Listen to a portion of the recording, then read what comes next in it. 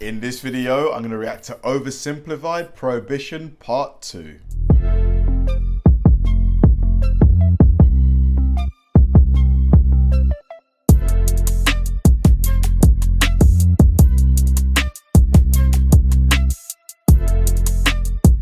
Hi guys, and welcome to another episode of Kabir Considers. This is the place where I react to music, media, sports, anime, anything related to popular culture.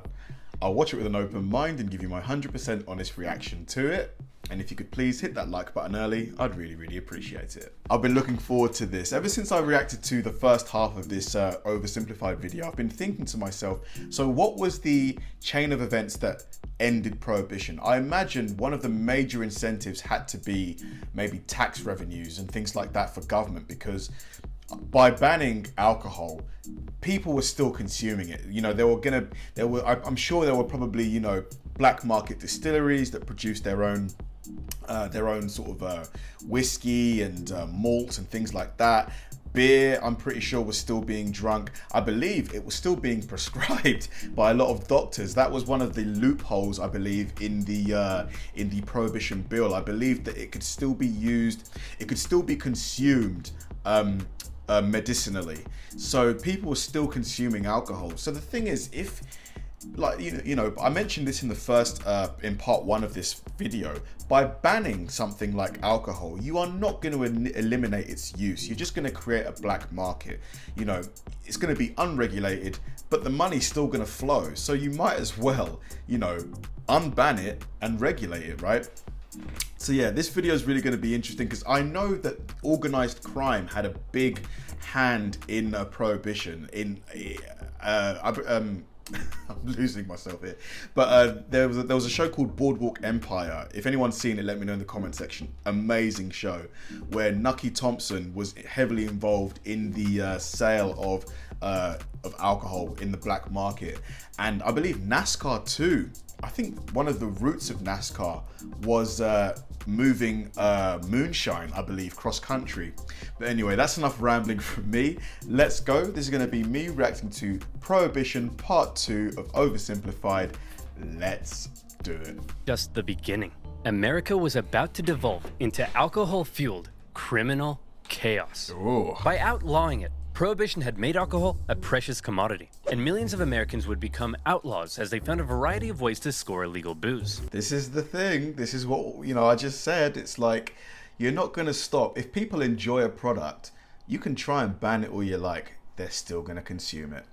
For example, many Americans began making their own liquor. Illegal stills from making moonshine were found by prohibition agents from the hills of Kentucky and the caves of Arizona to parking lots in major cities, and even in the homes of prohibition-supporting politicians. Wow. Oh, come on now, fellas. I voted for prohibition. I'm not gonna have an illegal still. What's this? That's my son, Freddie. Say hi, Freddie. Sir, this is obviously an illegal still. How dare you? Hey, what's this in the bathtub? That's bath water. Why does it taste like alcohol?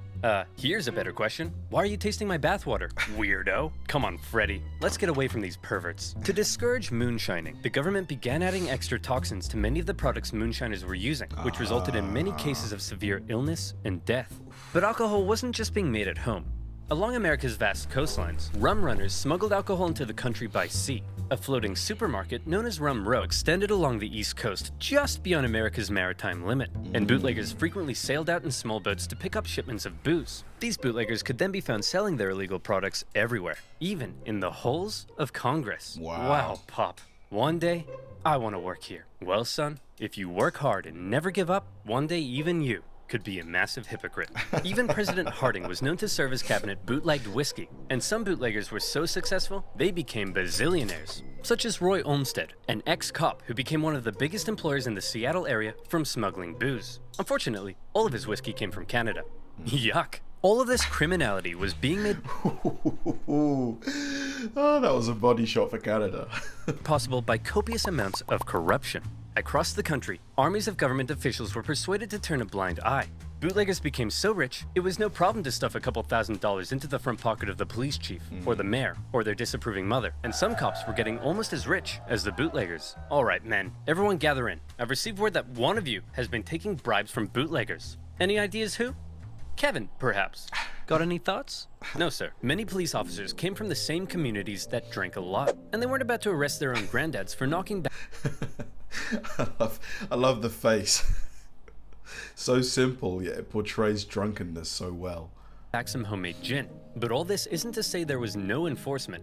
Plenty of government officials were doing their best to enforce the new laws, and some unlucky individuals received very harsh penalties, such as a Michigan mother who was sentenced to life in prison for small-scale moonshining. Cases like these were widely reported in the media and only served to make prohibition even more unpopular. But not just that. The media also loved to cover the exploits of the most famous bootleggers, turning them into national icons.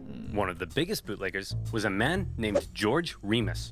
Originally a lawyer, he watched as his bootlegger clients paid off enormous fines like it was nothing, and proclaimed bootlegging's the business for me. But unlike most bootleggers, Remus had big brain, and he came up with a pretty clever system. See, there were millions of gallons of liquor produced before Prohibition that were sitting in distillery warehouses, and it could only be sold with government permission to drug companies. So Remus set up his own drug company and bought all the liquor. Then he set up his own transport company to transport the liquor. And then he would send his own men out with guns to intercept his own transport vehicles. And this would happen. Hey man, this is a stick-up. Oh no, please don't hurt me. I won't hesitate to shoot. Please, I have a wife and kids.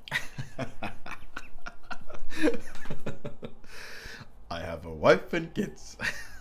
Hand over all the whiskey, Fatty. Hey! Fatty isn't in the script, you jerk!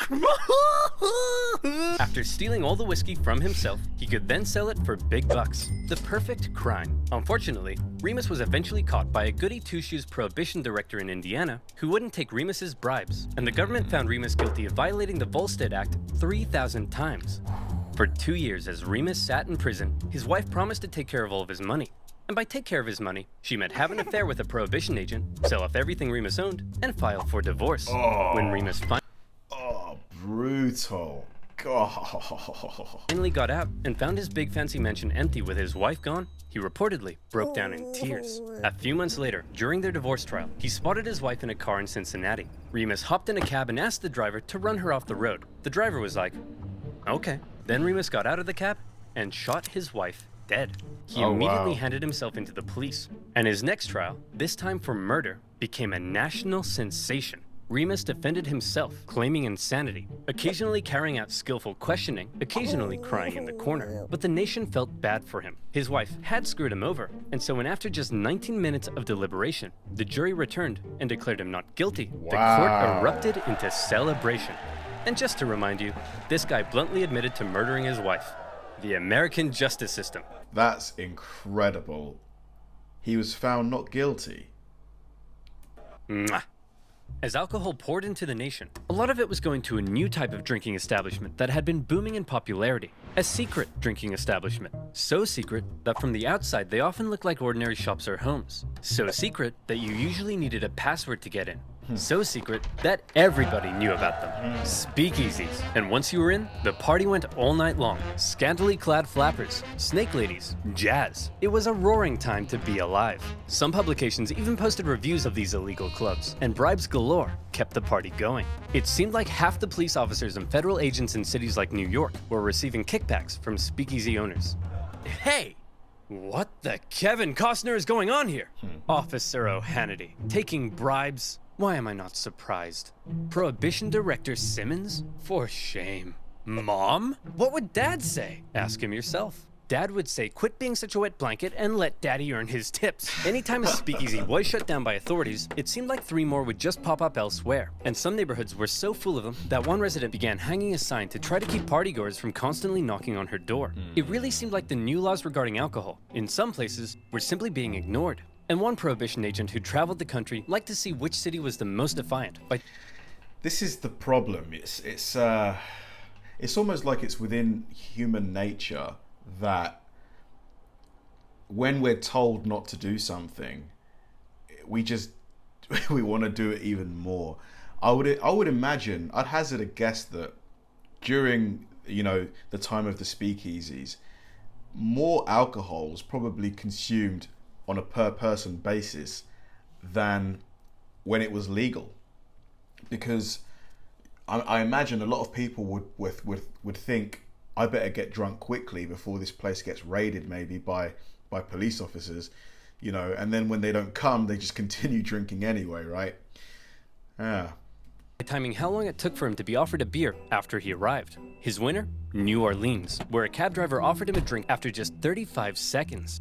Bravo! Many voices in Congress were already speaking out against prohibition and its failures. To display how ridiculous the whole thing was, one Republican congressman gathered the media to all come and watch him drink a homemade beer. When he asked a passing police officer if he'd like to arrest him, the officer said no. Hey Wayne, is all this what you had in mind? I thought we were gonna make the country better, but it almost seems like it's worse. What do you mean? Alcohol consumption is down.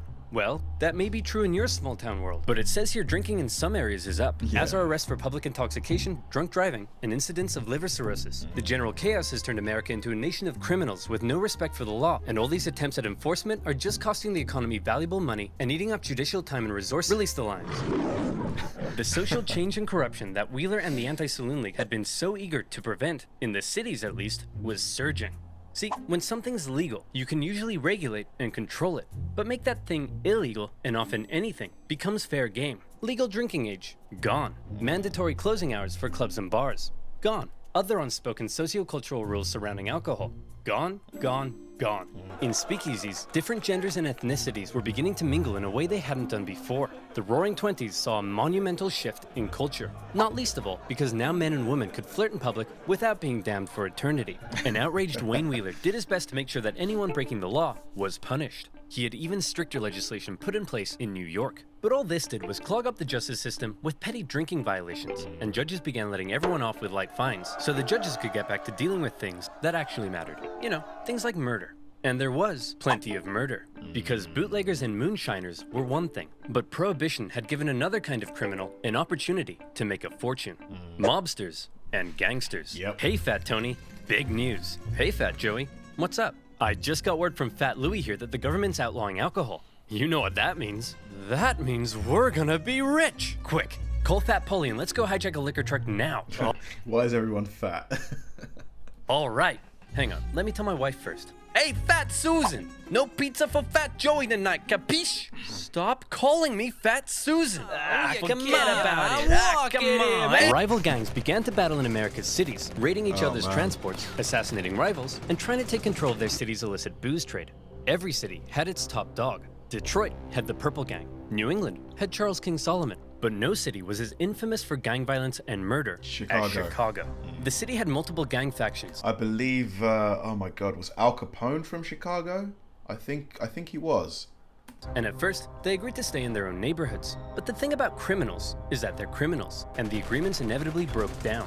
One day, the leader of the Italian Southside gang was walking along the street when this happened. And he was like, you know, I think I'm done with this, and left for New York, leaving his crime empire to his chief enforcer, none other than Al Capone. Having been knifed in the face in his younger years, Capone earned himself the name Scarface. Although interestingly, he hated that nickname and preferred to be called Snorky. Snorky was ruthless, just like any other gang leader in America. But what set him apart from others, the reason he's become synonymous with 1920s gang warfare, is this. Most other gang leaders would try to keep a low profile because, you know, they're killing and murdering and stuff. But Capone lived for the fame and kept an extremely high public profile, frequently speaking with the media about his exploits and presenting himself as a gracious host, providing... Wasn't Capone, I believe the thing that brought Capone down, he didn't pay his taxes, did he, right? Yeah, I think that's what got him in the end. Let me know in the comment section if that's incorrect. Chicago with good times. No need to thank me, fellas. I just provide the city with a valuable commodity while doing away with the competition. You mean you murder people? Whoa, who said anything about murder? I just, you know, force my rivals underground. When you do the thing with the hands, it seems like you're talking about murder. Whoa, look at you with the brains. No, I just help people retire from life. So murder. Whoa! Al Snorky Capone was somewhat of an enigma. Brutal in how he dealt with enemies, but in front of the camera, he was all smiles. One day, he'd be ordering hit after hit. The next, he'd be signing autographs in Wrigley Field. One day, he'd be bludgeoning members of his own gang with a baseball bat for conspiring against him. The next, he'd be playing Santa at a nearby parochial school. Wow. And no murder could ever be traced back to him. Just like every other criminal, he stuffed the pockets of city officials with cold, hard cash. And any who did try to oppose him sometimes found themselves being thrown down the steps of City Hall in broad daylight.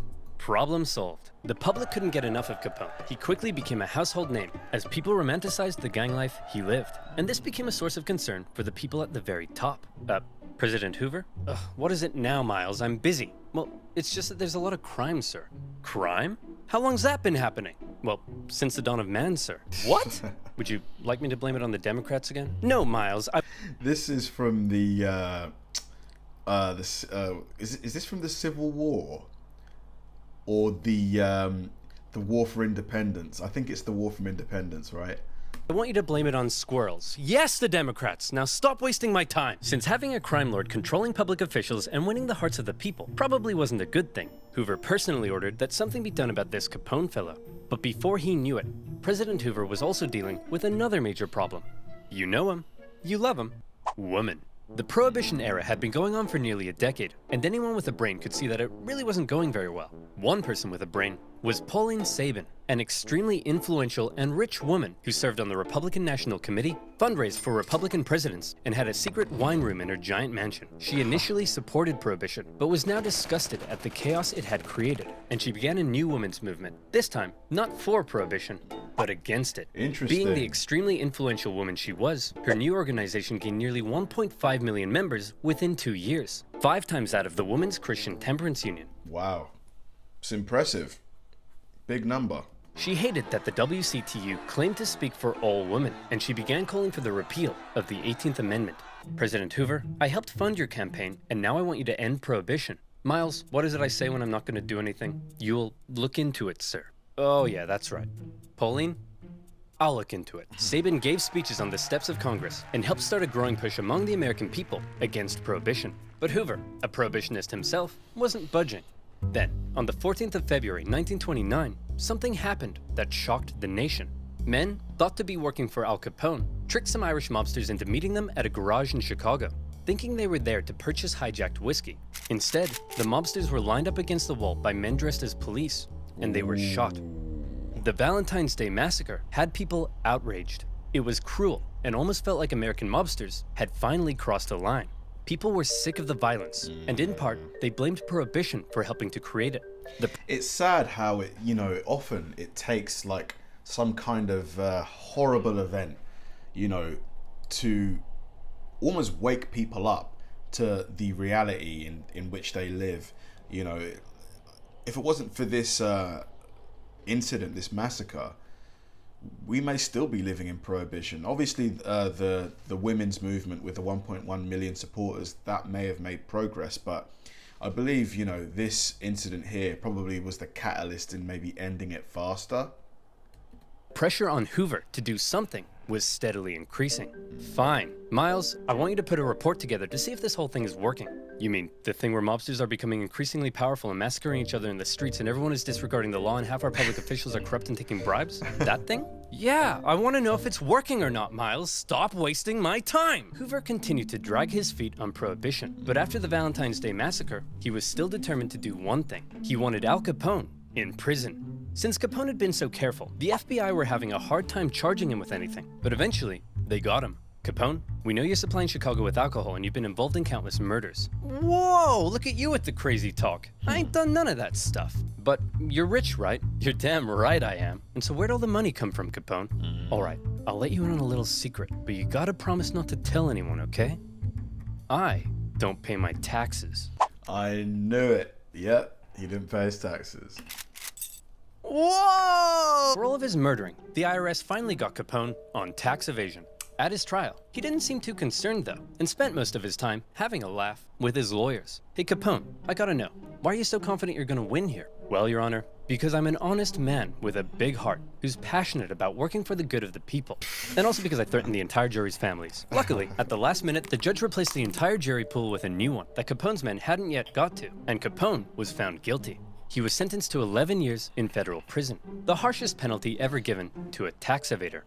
But even with Capone locked away, the violence in Chicago and other cities continued, and in response, the movement against Prohibition continued to grow. And the final nail in Prohibition's coffin came in 1929. After a decade of booming economic growth under 3 Republican presidents, the stock market plummeted, and America was thrown into the grips of the Great Depression. It was an awful time. 1 out of every 5 workers, 15 million people, would lose their jobs. Half the nation's banks failed. Temporary shantytowns were built for the broken homeless in public parks. Suddenly, very few people had time to care about prohibition. Expensive enforcement of an unenforceable law didn't seem like that big of a priority when people were having their homes repossessed and losing their life savings. Wow. And many began to argue that repealing prohibition would create vital jobs and tax revenue for the government. Yet President Hoover doubled down. Here's that report you asked for, sir. Wow, this guy here, whew, he really didn't want to end it, did he? Gimme. Prohibition is great. Fantastic news. Sir, it says here prohibition is great at undermining the rule of law in America. Miles, it says the word great. That means good. Now stop wasting my time! The public, increasingly shocked at the violence they saw in the streets, the corruption they saw in the government, the general disregard for the law, and now an economic calamity, had enough. For his re-election, Hoover faced a Democratic candidate who promised to finally do something about prohibition, Franklin D. Roosevelt. Crowds cheered as FDR made his campaign speeches promising to modify the Volstead Act, and Pauline Sabin, a lifelong Republican, along with her 1.5 million supporters, endorsed Roosevelt. And on election day, it was a landslide. Before FDR had even taken office, Republicans in Congress began the... Why was Hoover so tone deaf? Like, didn't he realize that, like, couldn't he detect the mood in the nation? Like, why didn't he adjust his thinking? It seems like he politically just, almost like he didn't want to win the election. Quite strange. There's probably way more to the story, obviously, but, you know, if he wanted to stay in power, surely you've got to think of ways to get the public to vote for you. The process of passing the 21st Amendment to repeal prohibition. One of FDR's first acts as president was to pass the Beer Permit Act, which made beer legal while the new amendment was being ratified. In 1933, with the passage of the 21st Amendment, prohibition was finally over. Wow. And the people celebrated like they'd just won a world war. Bars and taverns were packed. The WCTU were inconsolable. Wayne Wheeler was dead. And the celebration, particularly in America's cities, was intense. Heading into the mid-1930s, the effects of prohibition were clear to see. From now on, culture around drinking had changed, with men and women drinking together, not in saloons, but in bars and taverns. The crime syndicates that had been given so much power through prohibition remained powerful as they moved on to other things. Some states opted to remain dry, with Oklahoma only repealing its prohibition laws in 1959.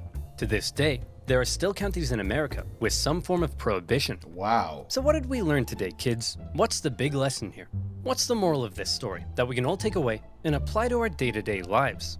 Maybe that you shouldn't force your own morals on others who don't share them? Maybe that if you tell Americans not to do something, that's the one thing they'll definitely do. Or maybe there is no lesson. Maybe we're all just a bunch of dumb, stinky idiots, and we're all doomed. The end. Yep, that was really, really interesting. And to be honest, it ended pretty much how I expected it to. Like, at the end of the day, if it's something that people want to do, and it's something that can help you in terms of revenue generation for your country, and you know, it's causing crime to go rampant and out of control, it's just inevitable. Like, trying to, you know, force prohibition to remain in the country just was a bad idea. You know, it just wasn't a good idea. Really, really interesting video. Love the way that Oversimplified tells, you know, these historical stories. Really, really great. I need to decide what's going to be the next Oversimplified video that I do. Maybe it'll be the American Civil War. I don't know. Let me know in the comment section what you think I should do. Thanks for watching, guys. If you enjoyed this video, please like, subscribe, turn on bell notifications, and keep throwing the recommendations my way. I know I say it all the time, but they genuinely help me out, because if I know you enjoyed watching something, I'll definitely enjoy reacting to it. So like, subscribe, turn on bell notifications, keep throwing the recommendations, and I'll catch you in the next one.